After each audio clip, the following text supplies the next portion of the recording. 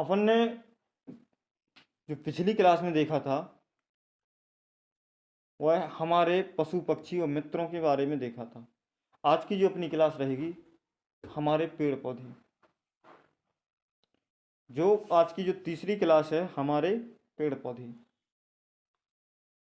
तीसरा अध्याय जो चलेगा हमारे पेड़ पौधों के बारे में पढ़ेंगे। उसमें मध्य प्रदेश शिक्षक पात्रता परीक्षा 2024 के लिए काफ़ी महत्वपूर्ण है। लोग बेसिक से इसमें कंप्लीट करेंगे।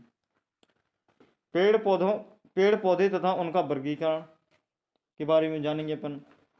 प्रमुख स्थानीय पेड़ पौधे कौन कौन से हैं और पेड़ पौधे एवं मनुष्य की अंतर्निर्भरता के बारे में जानेंगे।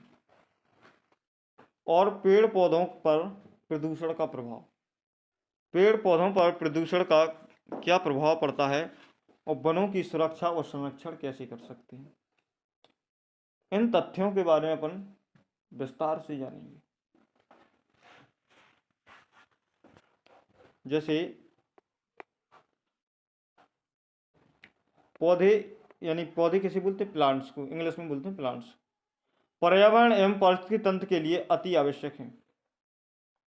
पेड़ पौधे यानी पर्यावरण पारिस्थितिक तंत्र के लिए कैसे हैं? बहुत ही महत्वपूर्ण है। मनुष्य तथा जीव जंतु अपना भोजन अधिकांश भाग प्राप्त करता है। कहाँ से? पेड़ पौधों से प्राप्त करता है। चाहे मनुष्य की बात करें या जीव जंतु की बात करें तो अधिकांश अपना भोजन पेड़ पौधों से ही प्राप्त करते हैं।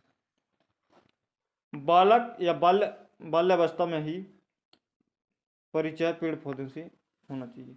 बालक को कम बाल्यावस्था तक के पेड़ पौधों से परिचय ज़्यादा अच्छी तरह से हो जाना चाहिए। बाल्यावस्था यानी 6 से 12 वर्ष की आयु तक के इसको पेड़ पौधों से अच्छी तरीके से परिचित हो जाना चाहिए। अब जैसे जानेंगे इनके भोजन के बारे में। किसके? पेड़ पौधों के भोजन के बारे में। अधिकांशतः जो पेड़ पौधे होते हैं वो कैसे? स्वपोषी यानी स्वयं भोजन बनाते हैं। स्वपोषी मतलब क्या होता है? वो अपना भोजन स्वयं बनाते हैं। धरातल पर विभिन्न प्रजातियां इनकी पाई जाती हैं और ये कैसे होते हैं? सजीव होते हैं। इनमें पेड़ पौधों में जीवन पाया जाता है। पेड़ पौधे कैसे होते हैं? सजीव होते हैं। इनमें क्या पाया जाता है? जीवन पाया जाता है। जैसे स्वपोषी कैसे होते हैं? ये अपना भोजन स्वयं प्रकाश संश्लेषण की क्रिया करके ये अपना भोजन स्वयं बनाते हैं। जैसे भौतिक विशेषता या आकार के आधार पर वर्गीकरण। पेड़ पौधों का जिस प्रकार से आकार होता है उस प्रकार से इनका वर्गीकरण। जैसे पहला पौधा मानेंगे अपन शाक पौधा। कौन सा? शाक पौधा। जैसे शाक पौधा होता है ये आकार में कैसे? तो बहुत छोटे होते हैं। इनका तना हरे रंग का होता है। अधिकांशतः टहनियाँ नहीं होती हैं। जैसे अधिकांशतः टहनियाँ नहीं होती है। जैसे शाक पौधे में पहले नंबर ले लेंगे धनिया, जिसका पूरा तना ही कैसा होता है? हरे रंग का होता है। धनिया जैसे अपन ने देखी होगी तो पूरी हरी रंग की होती है। इसके बाद में क्या? मेथी शाक पौधे के अंतर्गत आती है और पालक भी शाक पौधे के अंतर्गत आती है। और शाक पौधे के अंतर्गत एक और होता है जो केला होता है ना, केला भी किसके अंतर्गत आता है? शाक पौधे के अंतर्गत आता है। केला भी शाक पौधे के अंतर्गत आता है। इसके बाद में दूसरे की बात करेंगे, वो कौन सा है? अपना झाड़ी वाला पौधा। झाड़ी वाला पौधा कौन सा होता है? जैसे इसका आकार कैसा? शाक से बड़ा होता है। जो झाड़ी वाला पौधा होता है इसका आकार कैसा? शाक पौधे से बड़ा होता है। और तना मोटा और कैसा होता है? कठोर होता है। तना कैसा? मोटा और कठोर होता है। तने के आधार से विभिन्न शाखाएं निकलती हैं। तने से विभिन्न शाखाएं निकलती हैं। जैसे इनके पौधा कौन कौन से हो जाते हैं? गुलाब, गुड़हल, नींबू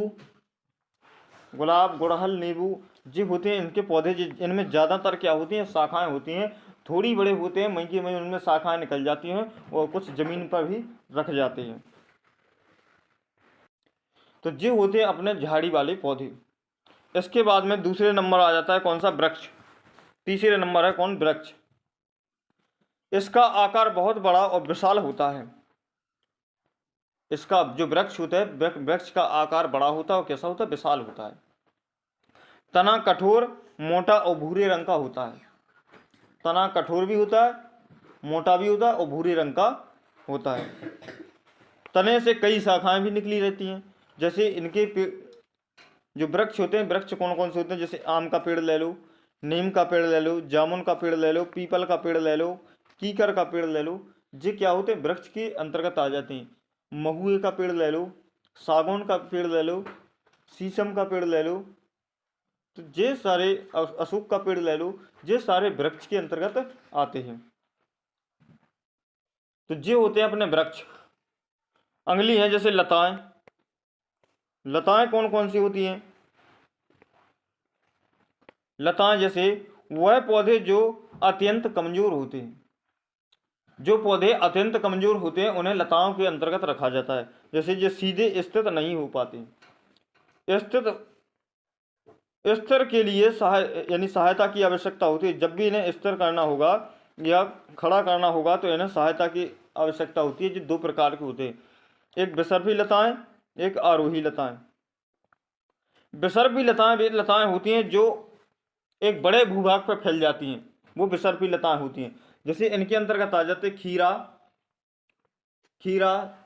खरबूजा, तरबूजा, पुदीना, ये बड़े भूभाग पर फैल जाती हैं। सेम, गिलकी, ये सारे आ जाते हैं इनके अंतर्गत, किसके? विसर्पी लताओं के अंतर्गत। अब है आरोही लताएं। आरोही लताओं के अंतर्गत कौन कौन से आते हैं? आरोही लताएं के अंतर्गत वे आ जाते हैं जैसे ये लताएं किसी ढांचे या वृक्ष के तने से लिपट जाती हैं। जैसे छोटे छोटे आकार के होते हैं, जैसे मनी प्लांट, मटर, अमरवेल, ये क्या होते हैं? आरोही लताओं के अंतर्गत आते हैं। तो ये होती है अपनी आरोही लताएं।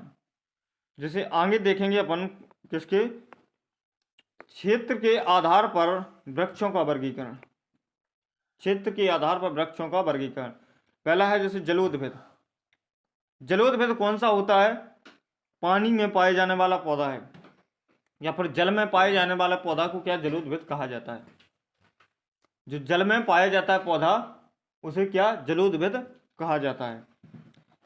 जड़ कम विकसित होती है, इनकी जो जड़ें होती हैं उनकी क्या? कम विकसित होती हैं। पत्तियां पतली और सक्रिय, जिस पर मोम की परत होती है। पत्तियां इनकी पतली होती हैं और सक्रिय होती हैं, जिन पे क्या की? मोम की परत होती है। जैसे कमल हो गया, हाइड्रिला हो गया, वाटर लिली हो गया, ये इसके जलोदभिद के पौधे हैं। अगला है जैसे लवणोद्भिद। कौन सा है? लवणोद्भिद। लवणोद्भिद वह पौधा होता है जो दलदलीय क्षेत्र में पाया जाता है, जहां पर ज्यादातर पानी पानी भरा रहता है और कीचड़ रहता है। कीचड़ में जो पाए जाने वाला पौधा है, कीचड़ को ही दलदल बोलते हैं। तो ये दलदली क्षेत्रों में पाए जाने वाला पौधा है। कौन सा? लवणोद्भिद। जड़ें जमीन से ऊपर निकली रहती हैं। इसकी जड़ें क्या होती है? जमीन से ऊपर निकली रहती हैं। जैसे राइजोकोरा, इसका पौधा कौन सा है? राइजोकोरा सबसे ज्यादा जी पाया जाता है दलदल में।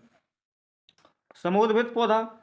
समोद्भिद पौधा होता है जो खेती योग्य जमीन पर पाए जाने वाला पौधा होता है, उसे क्या बोलते हैं? ये पौधा खेती योग्य जमीन पर पाए जाते हैं। यह तना ठोस और शाखा युक्त होता है। जैसे मक्का। समोद्भिद में कौन कौन सी आ जाती है? मक्का, टमाटर, गेहूं, धान। मक्का, टमाटर, गेहूं, धान इसके अंतर्गत आते हैं।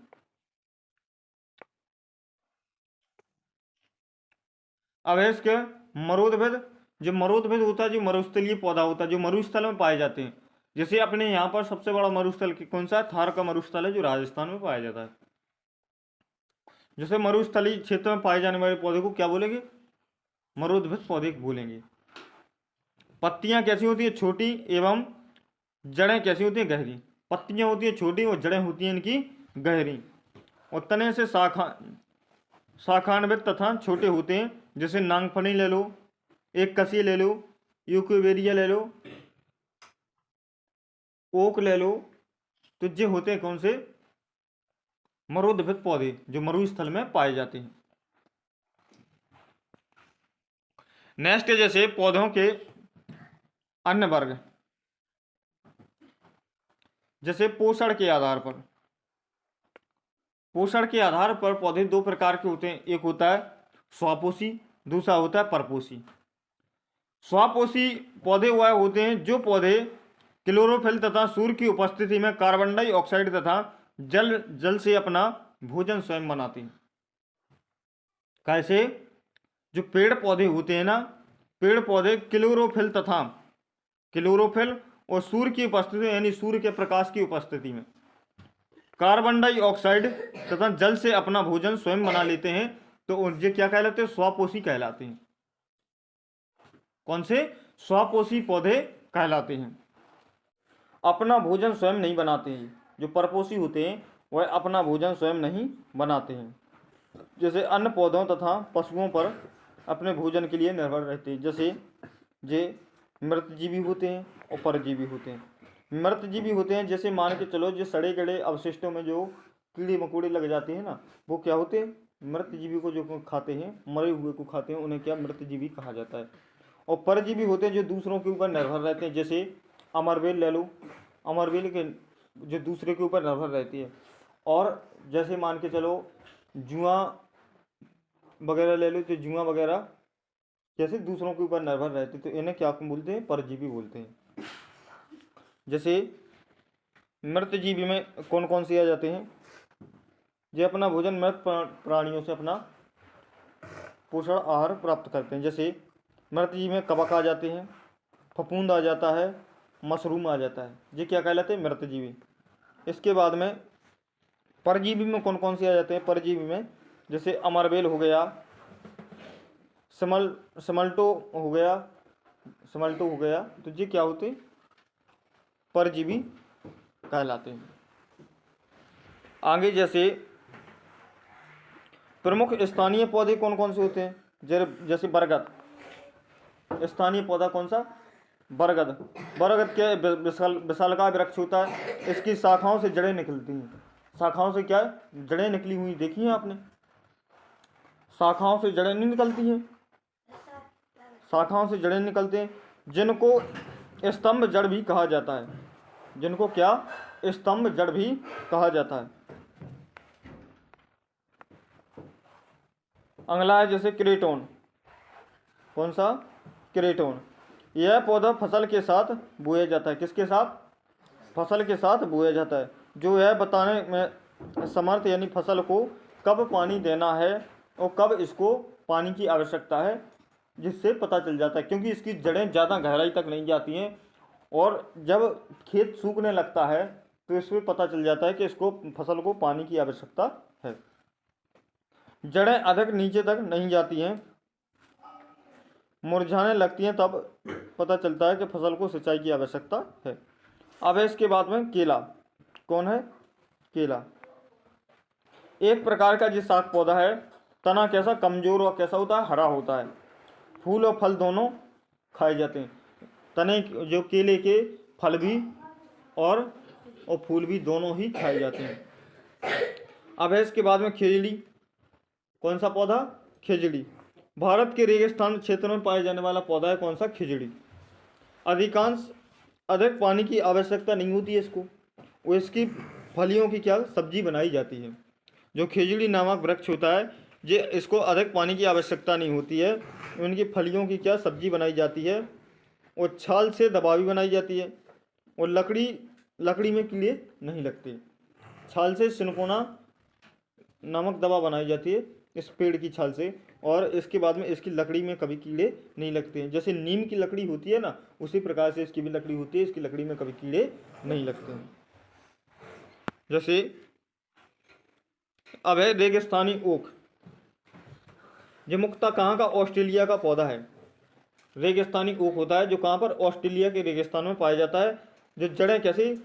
इसकी जड़ें ज़्यादा गहराई तक जाती हैं और पत्तियाँ बहुत कम होती हैं इसमें, और क्षेत्र के निवासी इसमें एक छोटा सा कुआर सा होता है। इसके तने में क्या कुआर होता है जिसमें पानी एकत्रित होता है, और जो वहाँ के स्थानीय लोग होते हैं उसमें पतला पाइप डाल के उसका पानी पीने के लिए यूज करते हैं ज़्यादातर। इसके बाद में घटपर्णी। कौन सा है? घटपर्णी। कौन सा है? घटपर्णी। यह पौधा कीड़े मकोड़ों, मेंढकों और चूहों जैसे छोटे जीवों को खा जाता है। कीटभक्षी पौधा भी कहलाता है। इसे क्या कीटभक्षी पौधा कहते हैं। आकार में जो लंबे घड़े जैसा होता है। कैसा? लंबे घड़े जैसा होता है, जिस पर पत्तेनुमा ढक्कन होता है। जिस पर क्या होता है? पत्तेनुमा ढक्कन होता है। उस पर जो कीड़े मकोड़े, उसमें एक खुशबू वाला पदार्थ निकलता है और उस पर जैसे कि कीड़े मकोड़े और जो कीटभक्षी पौधे होते हैं, कीटभक्षी पौधे भी इन्हें कहा जाता है। क्या? इन्हें कीटभक्षी पौधे भी कहा जाता है। आकार में लंबे घड़े जैसे होते हैं, जिस पर पत्तेनुमा ढक्कन होता है और पौधे से क्या खुशबू निकलती है। भारत में ये मेघालय में पाए जाते हैं और इंडोनेशिया, ऑस्ट्रेलिया में ये पाए जाते हैं। और इसमें जो नाइट्रोजन की जहाँ पर नाइट्रोजन की कमी होती है वहाँ पर ये उगते हैं और नाइट्रोजन की पूर्ति करने के लिए ये क्या करते हैं? कीटों का भक्षण करते हैं। जैसे नेक्स्ट है पौधों के भाग और उनकी भूमिका। पौधों के भाग और उनकी भूमिका किस प्रकार से है। प्रायः सभी पौधे में जड़, तना, पत्तियां, फूल पाए जाते हैं। ठीक है, जड़ें वाले पौधे कौन कौन से होते हैं? जैसे पौधों का वह भाग जो प्रायः भूमि के अंदर होता है उसे क्या बोलते हैं? या तो मूसला जड़ होगा या क्या कौन सी झकड़ा जड़ होगा। दो प्रकार के पौधे पाए जाते हैं। कुछ जो वृक्ष होते हैं उनमें ज़्यादातर मूसला जड़ पाई जाती है और जो झाड़ीदार होते हैं उसमें कौन सी? झकड़ा जड़ ज़्यादातर पाई जाती है। जैसे नेक्स्ट है मूसला जड़। मूसला जड़ कौन कौन सी होती है? भूमि में अधिक गहराई तक में होती हैं। ये मूसला जड़ें होती है भूमि में कैसी? अधिक गहराई में होती हैं। किस? जैसे मूसला जड़ के कौन कौन से पौधों में पाई जाती हैं? मटर, चना, मूली, गाजर, सरसों, जामुन, आम, इसमें कौन सी मूसला जड़ पाई जाती है। झकड़ा जड़ किस में पाई जाती है? झकड़ा जड़ भूमि की अधिक गहराई तक ये नहीं जाती है, लेकिन जे गहराई तक जाती है, ये अधिक गहराई तक नहीं जाती हैं। जैसे गेहूँ, घास, गन्ना, मक्का, प्याज, लहसुन, इसमें कौन सी? झकड़ा वाली जड़ पाई जाती है। नेक्स्ट है जड़ों का महत्व। जड़ों का क्या महत्व है? जमीन से पकड़ना, जल एवं खनिज पदार्थों से तने तक पहुंचाना इनका कार्य होता है। जड़ें मृदा प्रदान को रोकती हैं। जड़ें क्या होती हैं? मृदा प्रदान को रोकती हैं। और तने का क्या कार्य होता है? भूमि के ऊपर रहता है, हरे व भूरे रंग का होता है। तने से टहनियाँ एवं पत्तियाँ निकलती हैं और तने से शाखाएं, पत्तियां, पुष्प उत्पन्न भी ये करते हैं। तने का महत्व, जैसे तने का अवशोषित व खनिज पदार्थ पत्तियों और अन्य भागों तक पहुंचाने का कार्य होता है किसका? तने का। पौधे में जल का अधिग्रहण व परिवहन का कार्य जाइलम ऊतक के द्वारा किया जाता है। तना पत्तियों द्वारा निर्मित भोजन का स्थानांतरण करता है और शाखाओं द्वारा पत्तियों, पुष्प आदि को सहारा और तना विभिन्न दिशाओं में वृद्धि भी करने में भी सहायक होता है। फ्रेंड्स, वीडियो अच्छा लगे तो सब्सक्राइब करना ना भूलें। थैंक यू, जय हिंद, वंदे मातरम। मिलते हैं नेक्स्ट वीडियो में।